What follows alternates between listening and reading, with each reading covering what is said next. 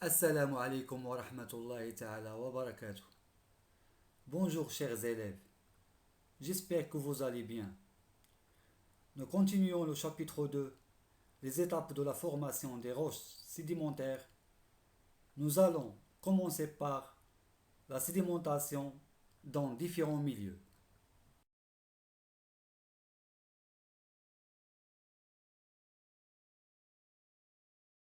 Donc, on continue. Introduction. Les particules de l'érosion sont transportées par l'eau au levant sur de grandes distances. Elles finissent par se déposer et s'accumuler. Ce phénomène s'appelle la sédimentation. Les sédiments déposés peuvent s'observer au niveau des berges d'une rivière, au fond d'un lac ou à l'embouchure d'un fleuve, zone de contact entre le fleuve et une mer. Alors, notre objectif est de déterminer les conditions de dépôt des éléments transportés par des courants dans différents milieux. Donc, pour la sédimentation, on va étudier trois types de dépôts. Dépôt des sédiments détritiques, dépôt des sédiments chimiques et dépôt des sédiments biochimiques.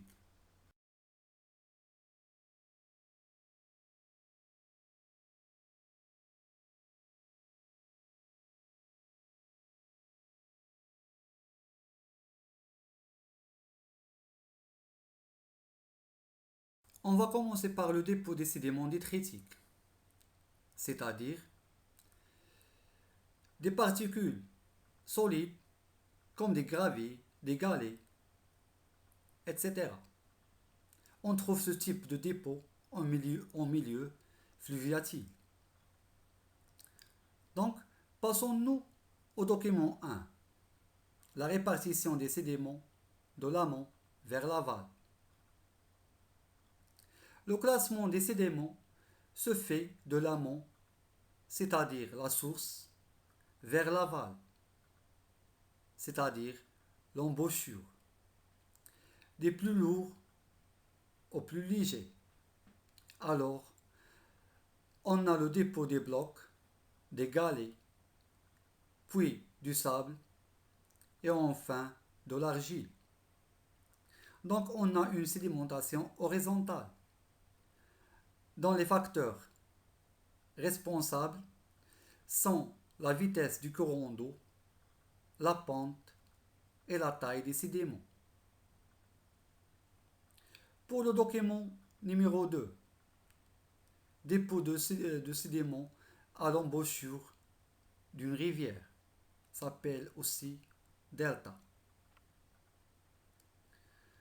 On observe que les eaux de cette zone sont troubles parce qu'elles sont pleines de sédiments qui sont en suspension, surtout les éléments ou les sédiments fins.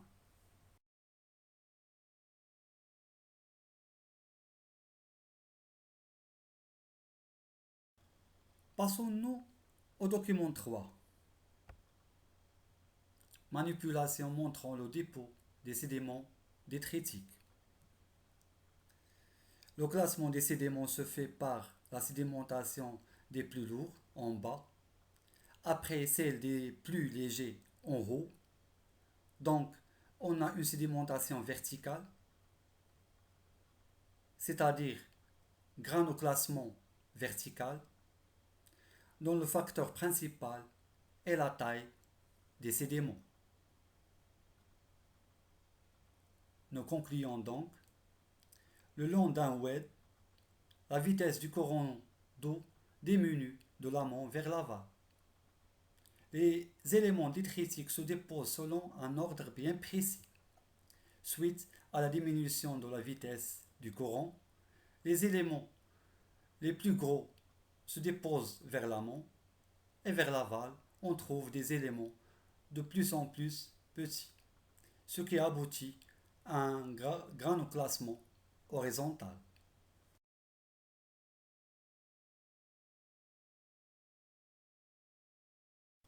Maintenant, on va passer au dépôt des sédiments chimiques. Dépôt des sédiments chimiques, c'est-à-dire dépôt des éléments dissous. On trouve ce type de dépôt en milieu de lagunes. Document 4. Extraction de sel de cuisine des lacs salés. Document 5. Précipitation des minéraux évaporiques. Précipitation, c'est-à-dire réaction chimique par laquelle on extrait une matière solide d'une solution.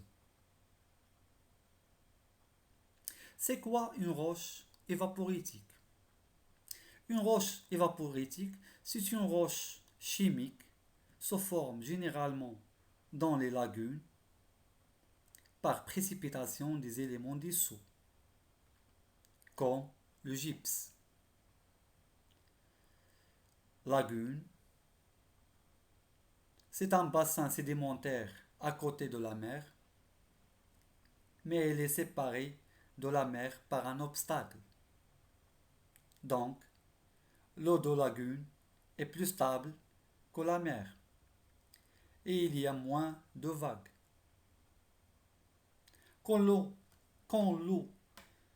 de lagune s'évapore, cela induit à la formation des roches évaporiques. Pour mise en évidence la formation des roches évaporiques, on réalise une simple manipulation. On chauffe un échantillon d'eau de mer dans un flacon. L'eau s'évapore et en bas du flacon, on obtient la précipitation des éléments dissous, ce qui aboutit à la formation des roches évaporiques. Ce sont des roches chimiques comme les roches calcaires et les roches salines. Donc, les conditions de dépôt des éléments dissous dans les lagunes sont, premièrement, la température et le degré d'évaporation. Deuxièmement, la concentration des substances dissoutes.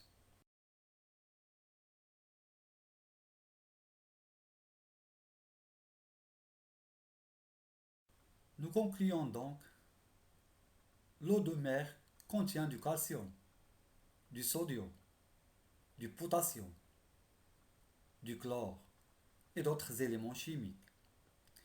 Lors de l'évaporation de l'eau, les constituants se concentrent dans les lagunes, par exemple, pour donner des évaporites.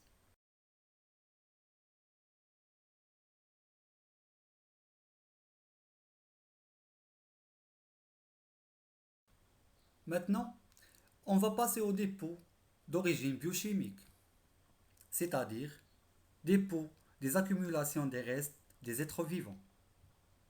On trouve ce type en milieu marin. Certains organismes planctoniques, comme les radiolaires par exemple, ce sont des êtres vivants unicellulaires marins à test siliceux, utilisent des substances dissoutes comme le calcium, le silicium, pour fabriquer leurs tests. Après la mort de ces êtres vivants, leurs tests et leurs carapaces s'accumulent et forment des sédiments biochimiques. Se forment d'eau boue siliceuse au calcaire dans les milieux marins.